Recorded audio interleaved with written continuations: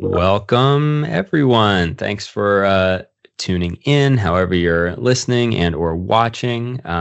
This is Ask the Expert, and some of you who are viewing this might say, "Hey, that's familiar. I remember Ask the Expert." This is a sort of reimagining, resurrection of a format that we previously launched at ImageThink. We started Ask the Expert back in the depth of the pandemic, and we sat down with guests. It was a dialogue between our CEO and founder, Nora Herting, and various guests to kind of discuss creativity and visual language and leadership and neuroscience. And we're bringing it back because we had a lot of positive feedback. But of course, after the pandemic, things changed. Business got back to being the business of graphic recording primarily, and so we're looking at a new way of kind of relaunching this, and it's going to be a series of questions and answers with Nora, our founder, to kind of answer and speak to topics, graphic recording, visual strategy, visual leadership, client successes, all of your wealth of knowledge, Nora, from 15 years running the business of ImageThink. So for anybody listening that is curious about some of the past episodes, we talked to Dan Seawold, Mike Rohde, Donna Leishow, Maureen Taylor, Mara and Sven of Visuality, for those in the industry. But moving forward, I want to welcome my regular guest of honor, Nora Herting, CEO and founder of ImageThink. Welcome. Thanks, Sam. And I guess I should introduce myself. I'll get this intro down, to a fine science on subsequent recordings. I'm Sam Horvath. I'm the CRO of ImageThink. So I've worked with Nora for the last several years since joining the company, and it's been a pleasure. And the big thing that we want to achieve with this is it's essentially trying to open up your brain, right, and share with other practitioners in the graphic recording space, our clients, potential clients, and otherwise, fans of creativity and different ways of working, different ways of thinking, sort of all the knowledge you've accumulated, and some hacks and best practices and things that you've gathered over those 15 years being in thousands of meetings and conferences and the like. So the format of the show is going to be sort of a Q&A. I may have some follow-ups I'll kind of lead you through, and I'll just encourage anybody who is listening or tuned in, you can send questions to info@imagethink.net, or you can reply below wherever you're watching or listening to this. If you have related questions, new questions, anything that again falls into that space of visualization, creativity, graphic recording, how it works, how to be a more effective leader, how to build better alignment and engagement within your organization. Any of those things are fair game, and we'll do our best to get to it. So to jump right in, our first topic today is I want to talk about one of the sort of cornerstones or foundational elements, Nora, to the way you work, whether it's leading a workshop, whether it's being on site graphic recording, or even within ImageThink, but getting attendees to draw, right? This is one of the anytime you give a keynote, anytime you're speaking anywhere, you always get people usually up on their feet somehow, and you get them drawing with pen and paper. So I'm curious, beyond just your background as a graphic recorder and having founded a graphic recording company, why do you always feel it's so important to get everybody in the room, drawing and putting pen to paper? Yeah, well, I actually think that's probably really why people are interested in my keynotes and my workshops, because it's really different, right? And it is about the power of visuals and thinking visually. But even if it wasn't, kind of the core message, there's a lot of benefits to getting people to draw. For one, if we're using it in a strategy session or a session where afterwards all of these folks need to come together and have real conversations about business outcomes and brainstorming, it's an incredible equalizer for a group, because you can pretty much assume now there may be some people who had loved to draw, but that, sort of sadly, most people haven't in quite a long time. And so it's going to basically level the playing field for everyone feeling a little put on the back foot, and that's good. And because of that, people kind of open up. There's a lot of laughter that happens. And it's somewhat a little bit awkward laughter, but it's a great moment and way to sort of crack people open, leave titles behind, and get people out of their comfort zone at the same time. So that's one reason that it can be really powerful. Another one is it's unexpected. It's kind of an unexpected ask. So in not keynotes, but just in facilitating sessions with people usually want to have some kind of icebreaker or some kind of team share. And, we can talk a little more about icebreakers and what not to do in them. But this is a great one, is to ask people to draw something about themselves, again, because it's going to be unexpected for sure. And it's, again, going to have a few laughs as well. So that's another reason. And in sessions where, how many sessions of clients come wanting to have a different approach, saying we need to think differently about this, right? That's why ImageThink is potentially there, or you're potentially there. And so let's get them thinking differently immediately and exercising, a different set of muscles. Yeah, definitely. I think that those two kind of go, an icebreaker also, having been in plenty of situations where it's like, I may be we've all, I guess, been at some point the junior employee in one of those, and you get paired up with somebody, much more senior than you at the organization. It can be intimidating, and, it really doesn't start with a level playing field, right? And you kind of, wonder, how you share, how much to share. And so I definitely resonates with like the leveling the playing field, which I think is something that then even graphic recording does, which is maybe a whole separate conversation just in general, right? About how the visual capture ideas can equalize voices and kind of put everybody on the same playing field. So I love that. You ready for another reason? I am ready for another reason. Okay. Yeah. So, so another reason to get people drawing and not just the ImageThink team drawing is, we all know kind of old cliche that a picture is worth 1,000 words, right? And so even in the situation when we were just talking about like an icebreaker and people like, okay, I know this person, I sit next to them, I've worked with them for 10 years or whatever, we're going to be around them, they're not going to say anything that I don't know. If you ask people to draw their names, for instance, which can be pretty challenging, there's different ways people do that.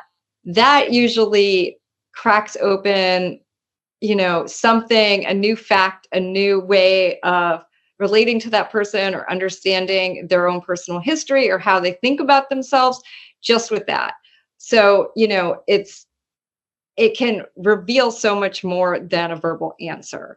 And in that, draw your name, folks, some people approach that like phonetically, drawing out. Some people approach that with, if their name has meaning in another culture, another language, they'll sometimes depict that. Sometimes they just depict what resonates with them. And so immediately something that could just be like, hi, I'm Nora, and we move on. You now created a space where people have so much more depth and understanding about their coworker from that one exercise. In terms of problems or projects in the workplace, so also drawing out what your role is or what the process is can really shed a lot of light around how one person might interpret something day to day versus someone else and the nuance of that. So that's reason number 3. Okay. Yeah.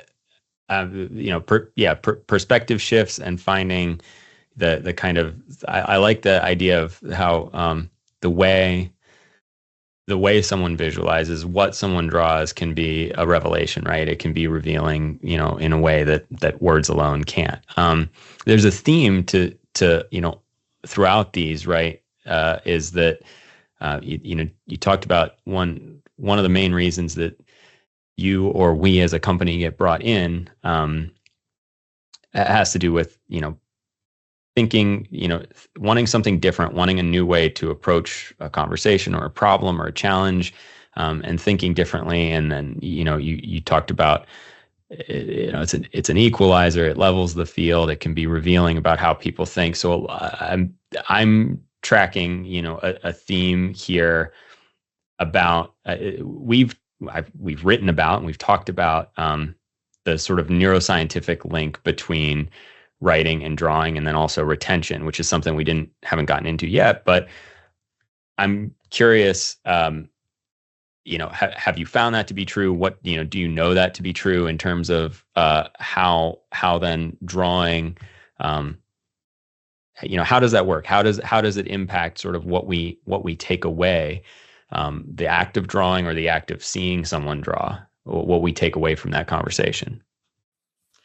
Ooh, I'm going out on a dangerous limb here. All statements made by Nora in this are hard fact and right.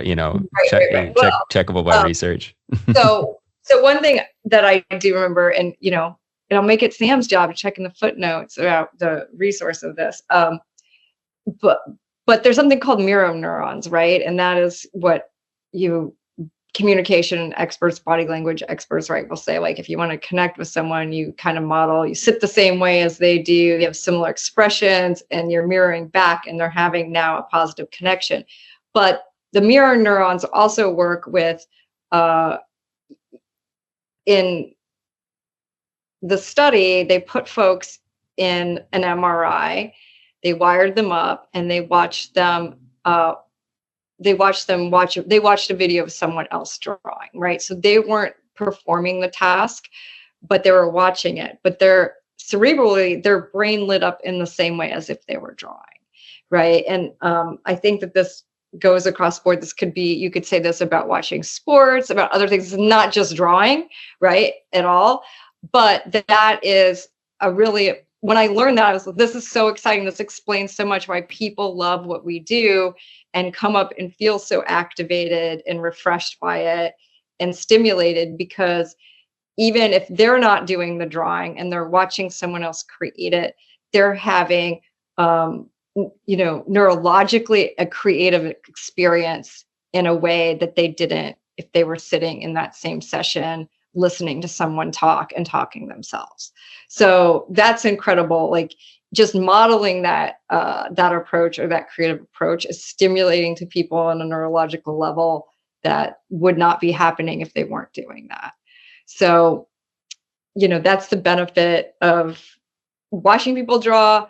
Drawing, is activating more regions of your brain than not drawing, right? On a kinesthetic level as well, because your hand is moving, right? And now you have the kinesthetic element of it. And, if people are drawing, everyone's drawing, that everyone's having double benefits, right? They're watching other people draw, they're doing it themselves. It's deeply enriching. This is I'm wondering how far that extends, because that resonates, with me. I make art in my free time, and it's a thing that I also enjoy, watching other people make art and like practice. But I also even think of, like, if that's an element to like attending concerts. Obviously there's a 1,000 reasons, right? Live music is better than listening just on the radio or something. But I'm wondering if one element of it is just, you're also seeing someone create directly, like using their hands and voice to make the sounds and make the music in front of you, that I would be so curious how far that extends. I didn't. Yeah, well, someone can do it if they haven't already. We'll fully grant you permission to put people on an MRI machine. Or I'm granting permission on Sam's idea, and have them watch musicians play. That is fascinating. I would guess that it's exactly the same experience. Yeah. You know, I'm just thinking of like the whole, I mean, even just on, there's like, so many niche sort of like worlds in social media of like, you watch, this is a channel where people just draw, or this is a channel where people make things with clay, and you're literally like watching the minutia, and it's, it can be like a very soothing and relaxing, these videos of like people doing the thing. And I suspect it's related. This is new. So this is that's probably also, I'm glad I asked this question. that ImageThink has produced, a lot of people have produced, right, of like the fast draw, time-lapse fast draw is probably also one of the reasons it's so riveting. But back to this, right? We're not, in this case, we're not even just talking about watching the ImageThink team work, but we're getting people to do some type of drawing. And it's a new old technique, right? It's new in the space that they're in, right? They haven't potentially accessed this for a long time. If they're like us, there's a lot of typing. How much handwriting is even happening?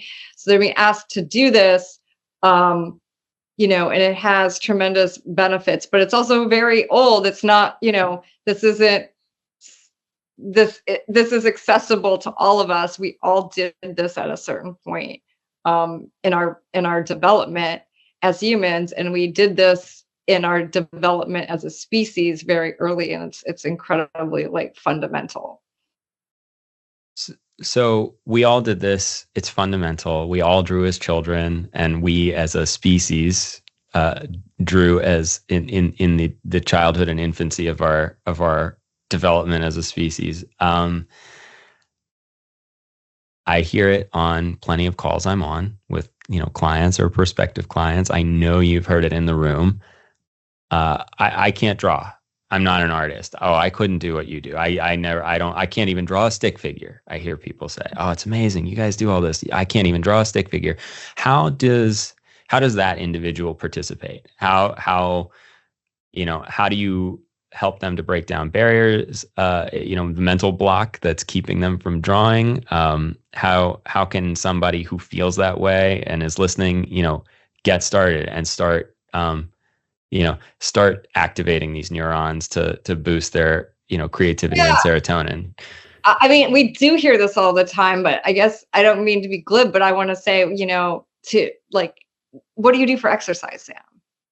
Me? I go for a run. Okay. Or I stretch. Did you get a gold medal in the 400-yard meter dash? Yes, world record. No, of course. Yeah, not. exactly. Like, great. Of course you didn't. Like, you're not the best at that, right? But you do it. Why do you run? Well, because it makes you feel good, I'm guessing. There's health benefits to your, potentially mentally and physically. And it's the same thing with drawing. So I think that those are like the perfect people to participate, because one is, we want to get you thinking and using different aspects of your mind, different neurons, right? Different approach. And so if it's foreign to you, I think there's even more benefit of that. If you're bringing people in to look at a problem or relate differently, you want to give them something that feels really different. So that is like, those are perfect people. The other thing in workshops or keynotes where I talk about this as a tool for leaders is to really stress, and this in our team with ImageThink, but the real power of what we're doing is not about the art. It's not about the artistry. It's really about the impact that it has in communicating to other people and aligning people and getting results from people, right? And so if I'm talking to leaders or communicators and they have an outcome that they want to get and say, that is what this is in service of. It's not about it being beautiful. It's about, is this going to heighten your ability to storytell? Is this going to heighten your ability to connect with others? Is this going to be a meaningful communication piece to align people around your vision? The answer is yes, right? It can be, and it doesn't matter how elegant it is. Then I think people really feel much more confident about it. As a tool, as a method to communicate, and can let go of this expectation that it has to look a certain way. Just like when I run, I have no expectation that I'm going to win anything at all from running, other than like the prize of running, right? And we all do things that we enjoy that we're not going to be gold medalist in. So that's how to approach it, is really kind of a campaign around letting go of what the idea is about the drawing and tying it to the intent. And that is what I say is visual leadership. It's not about the artistry. It's about understanding what's happening when you're drawing, or you're using a drawing, and using that for real impact. Yeah, I think that's a really good distinction. And I think, it's I was thinking, when you started with kind of a sports or athletic, exercise metaphor, I think it's a good idea of like it's a practice, and you kind of, that idea of don't let perfect be the enemy of good, right? It's like you go out running because that you should, or you want to, or how it can impact your well-being. And so that, I think that's a great point. And then I'm also thinking that trended me on to thinking about, like, we're getting into football season, and you look at play charts and stuff, and a playbook, it's X's and O's and arrows, right? You don't need to be able, that's not these offensive and defensive coordinators, they're not artists, right? It's not about like having a beautiful playbook with like gorgeous illustration, but it's like, can you communicate the idea in a way that's like, this is why this play will work, this is where this is where the team needs to go, and get 11 players on the field to run in the same direction, or run in different directions, but towards the same goal, maybe. I don't know. I lost my metaphor towards the end. Totally a football fan. Football season started like 2 weeks ago or last week. And I really know this now because ImageThink just worked for Quest Diagnostic and the New York Giants. And the first time I was ever in a stadium, I was like on the field of it. It's kind of wild. That's as close as I want to get, though. Yeah, I haven't been to a stadium since probably since my junior or senior year. But it was a big one. I went to Penn State, so it was right. A big. They're loud, coliseums, but they could be very fun. You just named one recent job, but on that trend, I guess, sticking with the theme of getting people drawing, is there a specific, short sort of client story, like sort of to put pen to paper, to make the example sort of real and get out of the abstract, is there a story you can kind of tell when you got some folks drawing, whether it was you in a workshop, whether it was just having a graphic recorder on site, but people started contributing with their own visuals, where getting people working visually, had an impact? What was the context? What was the challenge? How did it go? And did you hear anything about the impact afterwards? Oh, well, this is a small story, but I think it's really, it underscores what we've been talking about, just in terms of the nuances that can be expressed. So we were doing a workshop with a group. There was a person there who was basically the administrator. The admin for the group had done a lot of the coordinating, was really sitting in the room, I think, to check his emails, attend to coffee, all of those things. And when they went around and asked everyone to draw a picture of their role, what he drew was just this chaotic scribble, and said, like, this is what I am running in circles all the time. Like, this is basically my role. And there was just, you could feel like everybody inhale in the room and look at each other, because I felt like they finally like saw that this person was really, really underwater in what they were putting on them. And so that always resonated with me, you know, how powerful that moment was, and his depiction, you know, of his role and how he was seeing it at the time, and how people were really literally able to see that. Yeah, I like that's a good. I mean, and it ties kind of everything together from what you said. I mean, that is literally is when had it just been words, right? People might have all nodded along and said like, "Yeah, we know what you do. Yeah, we get it." You know, but when it's visualized and when it kind of unveils a little bit um of the psyche and the, you know, more of the person, right? So I like that. That's great.